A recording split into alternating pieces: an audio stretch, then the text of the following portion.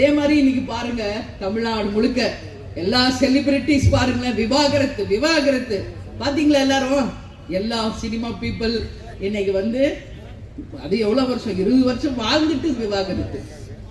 ஏன்னு தெரியல. நான் ஒண்ணு மட்டும் சொல்றேன், உண்மையான புரிதல் இருக்கணும் கணவன் மனைவிக்குள்ள. ஈகோ இருக்கக்கூடாது, நீ பெருசா நான் பெருசா இருக்கக்கூடாது.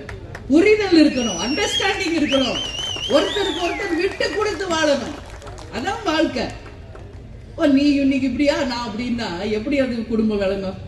ஏன் இதெல்லாம் சொல்றேன்னா, அந்த புரிதல் இருக்கணும் கணவன் மனைவிக்குள்ள. அந்த புரிதல் இருந்தால் இந்த விவாகரத்து எல்லாம் தூசி மாதிரி. எத்தனை பிரச்சனை வந்தாலும் சமாளிக்கின்ற அந்த தில்லு ஹஸ்பண்டுக்கும் சரி ஒய்ஃப்க்கும் சரி வந்துடும். அது இளைஞர்கள், பெண்கள், மாணவிகள் இதை என்னுடைய ஒரு அட்வைஸா நீங்க எடுத்துக்கணும்னு சொல்லி இந்த பொதுக்கூட்டத்தில் உங்ககிட்ட நான் சொல்றேன். அதே இன்னைக்கு ஈகோ இல்லாம நீங்க வாழுங்க.